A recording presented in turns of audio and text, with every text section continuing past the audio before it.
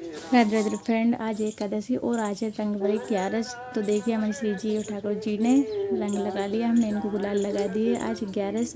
तो जो कल हमने आप सभी को बताया थी ये ड्रेस बनानी है। जो ड्रेस देखो मैंने बना ली है, आप सभी कमेंट में ज़रूर बताइएगा हमारे श्री जी और ठाकुर जी इस ड्रेस में कैसे लग रहे हैं। और जो कल की लीला अधूरी रह गई थी उस लीला को आज हम पूर्ण करेंगे। ज़्यादा लंबी वीडियो नहीं बनाएंगे क्योंकि ज़्यादा लंबी बनाते फिर आप लोग देखते नहीं हो, इसलिए छोटी सी बनाएंगे। छोटी सी लीला मीराबाई की बहुत बड़ी लीला है उनकी, मतलब बहुत बड़ी है उनकी कथा तो, लेकिन हम आपको छोटे से एक पार्ट में बता देंगे। ठीक है, तो शुरू करते हैं। यहाँ पे मीराबाई की जो मतलब जो कल अधूरी रह गई थी बात, उससे आगे करते हैं। ठीक है, तो यहाँ पे मीराबाई अगले जन्म में मतलब कलयुग में उनका जन्म होता है। वो छोटी सी हैं जो अपनी मैया के साथ जाती हैं कथा सुनने के, भागवत सुनने के लिए। जैसे छोटे बच्चे जाते हैं ना सुनने के लिए, वैसे मीराबाई भी जाती हैं अपनी मम्मी के साथ, दादी के साथ, दादाजी के साथ।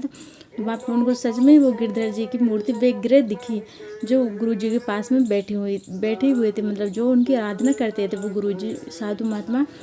तो उन्होंने उनकी मैया से पूछा, मैया ये कौन है? तो उन्होंने पूछा कौन? उनने फिर मीरा ने पूछा कि जो गुरु जी के पास में जो विग्रह रखे हैं वो कौन है? तो उन्होंने पूछा वो उनके भगवान होंगे, ठाकुर जी हैं वो उनके। तो उनके बचपन में मतलब उनकी माँ ने मीरा ही नाम रखा था, मीरा का दादी नाम रखा था, दादी ऐसे कुछ था। तो वो यहाँ पे जब सब लोग चले जाते हैं तब वो गुरुजी से पूछती हैं, गुरुजी आपके इन ठाकुर जी का नाम क्या है? तो वो कहते हैं कि इनका नाम तो गिरधर है। और वो फिर मन में सोचने लगती है ये तो मेरे को सपने में दिखते हैं, ऐसे लगते हैं जो मेरे कोई अपने हैं, ऐसा लगता है मुझे कोई ये मेरे अपने हैं। तो मीरा वहाँ पर खड़ी खड़ी सोचने लग जाती है और उनको सपने में भी ये दिखते हैं। तो वो गुरुजी से कहती है जो कथा कर रहे थे कि ये तो मेरे हैं, मुझे दे दो। तो वो साधु महात्मा कहने लगे ये तो मेरे हैं, मैं कितने दिन से इनकी आराधना कर रहा हूँ, उनकी सेवा कर रहा हूँ, पूजा कर रहा हूँ, तो मैं कैसे दे दूँ? मीरा अभी तुम छोटी हो, थोड़ी बड़ी हो जाओ, फिर दूसरे विग्रह ला के आपको दूंगी जो आप सेवा कर लेना।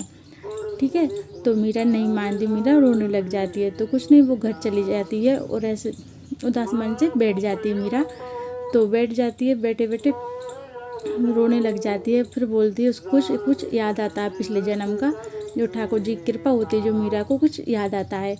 उससे याद आते आते फिर उस खाना खाना, पानी पीना, जल सब कुछ त्याग देती है। और फिर मन ही मन कहती है अगर तुम नहीं मिले, मेरे को नहीं मिले तो मैं मर जाऊंगी। अगर तुम नहीं मिले ठाकुर जी और गिरधर उनका नाम था, अगर तुम गिरधर हम मेरे पास नहीं आए शाम तक तो मैं इस चक्कू से अपनी जान ले लूँगी।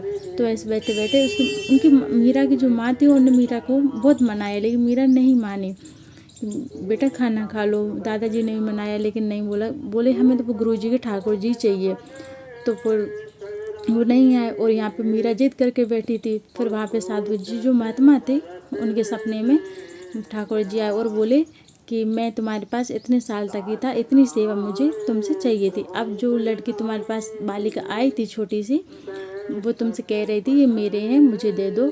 जिसको तुमने नाम बताया था मेरा गिरधर, तो मैं मीरा का ही हूँ गिरधर, क्योंकि पिछले जन्म में हमारी लीला अधूरी रह गई थी। तो अब इस जन्म में मीरा को मैं गिरधर के नाम से मिलूँगा, तो तुम मुझे मीरा को सौंप दो।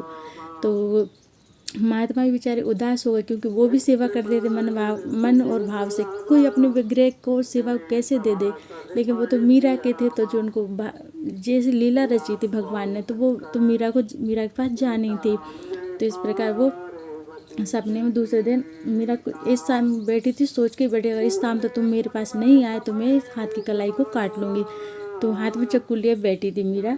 तो ऐसे वो लीला कर रहे थे ठाकुर जी। इतने में शाम तक वो महात्मा अपने मतलब जो महात्मा है उनको मीरा घर पे पहुंच गए और बोले कि मीरा मैया को बुलाया, कोई बड़ों को बोला कि आपके बच्चे को दे दो, बच्चे को बुला दो, ये विग्रह मीरा के हैं जो मीरा उनकी सेवा करेगी। अब ये मेरी सेवा पूर्ण हो चुकी है, अब ये मीरा के पास आना चाहते हैं तो इनको दे दीजिए।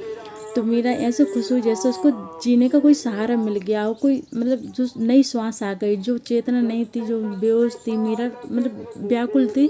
विग्रह उनके पास नहीं आए थे जब, अब तो वो साधु महात्मा ने उनको विग्रह दे दिए और मीरा इतनी खुश थी, इतनी खुश है कुछ पूछो मत। ऐसे ऐसे फिर मीरा की छोटी से बड़ी होती गई और बचपन में ही मीरा की शादी अनजाने में उनकी माँ ने श्री कृष्ण के विग्रह से करा दी। तो फिर मीरा उनको ही अपना पति भी मानने लग गई।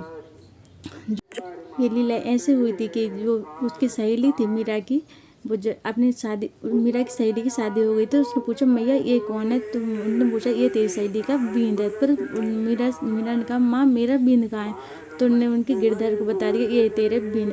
तो जब से वो इतनी पक्की हो गई अपने गिरधर को ही सब कुछ मानने लग गई। और ऐसे ऐसे मीराबाई की भक्ति बढ़ती गई और जितनी कठिनता बढ़ती गई श्री कृष्ण उनके साथ में रहे। जो भी भक्ति करना चाहती मीरा को देखें और भक्ति शुरू करें, क्योंकि कलयुग में तो आसान है भक्ति। और मीराबाई भी कलयुग की हैं, ज़्यादा टाइम नहीं हुआ है मीराबाई को और उन्होंने कृष्ण को प्राप्त कर लिया। मीराबाई की और भी जो लीला होगी हम आगे आपको बता दें अगले वीडियो में। जब भी हम लॉन्ग वीडियो पोस्ट करेंगे तो उसमें हम बता देंगे मीराबाई की जो और बहुत सारी लीलाएँ मीरा की। फिर आगे बताएंगे मीराबाई की और भी जो छोटी छोटी लीलाएँ हैं, कैसे उन्हें गिरधर को मतलब कैसे गिरधर ने उनकी जान बचाई, राणा जी ने कितना परेशान किया मीरा को, फिर भी मीरा की भक्ति विश्वास नहीं उठा श्री कृष्ण पे से। ऐसी भक्ति होनी चाहिए मीरा जैसी। राधे राधे। सभी को लीला अच्छी लगी तो लाइक और सब्सक्राइब जरूर करें। राधे राधे सभी।